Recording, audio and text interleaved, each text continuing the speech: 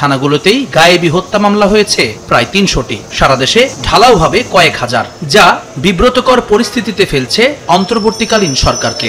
Asif Nazrul sir বলছেন, গায়েবী মামলার তদন্ত সংগ্রহ করা হচ্ছে। সারা দেশে দায়ের হওয়া গায়েবী মামলার সংখ্যা নির্ধারণের কাজ চলছে বলে জানিয়েছেন অন্তর্বর্তী সরকারের আইন উপদেষ্টা অধ্যাপক আসিফ নজরুল। রাজনৈতিক উদ্দেশ্যে কতগুলো গায়েবী মামলা হয়েছে তার হিসাব বের করতে সব জেলার পাবলিক প্রসিকিউটরদের তদন্ত করতে বলা হয়েছে। শনিবার রাজধানীর কৃষিবিদ ইনস্টিটিউটে ফোরাম ফর বাংলাদেশ স্টাডিজ আয়োজিত গুম খুন থেকে গণহত্যার বিচার চ্যালেঞ্জ শীর্ষক সংলাপে তিনি একথা বলেন। উপদেষ্টা বলেন, আইন মন্ত্রণালয় এখন পর্যন্ত 51টি জেলা থেকে গায়েবী মামলার আনুমানিক হিসাব পেয়েছে। আরো 13টি জেলা থেকে তথ্যের জন্য অপেক্ষা করা হচ্ছে।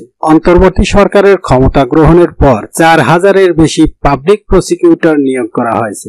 এই কাজ তারা করছেন। আন্তর্জাতিক অপরাধ ট্রাইব্যুনালের বিচারক ছিল না, তদন্ত কর্মকর্তা ছিল না জানিয়ে আসিফ নজরুল বলেন, এক সপ্তাহের মধ্যে প্রসিকিউশন টিম করা হয়েছে। তড়িঘড়ি করে বিচার করে বিচারকে প্রশ্নের মুখে ফেলা যাবে না। বিচার নিয়ে কোনো গাফিলতি হবে না। নিশ্চিত করে বলতে চাই, বিচার প্রক্রিয়ায় কোনো দেরি হচ্ছে না। এ সময় আসামিদের হাত করা পরানো নিয়ে উপদেষ্টা আরো বলেন, মামলার শুনানির সময় ও আসামিদের হাত করা না পরানো নিয়ে এখনো সমালোচনা হচ্ছে। মানবতা বিরোধী অপরাধের বিচারের সময় আসামিদের আইনজীবী যিনি ছিলেন তিনি বলেছেন, শুনানির জন্য সে সময় 3 মাস দেওয়া হয়েছিল, এখন শুধু 1 মাস দেওয়া হয়েছে। তখন আসামিদের কাউকে হাত করা পরানো হয়নি, এখনো আসামিদের হাত করা পরানো হচ্ছে না।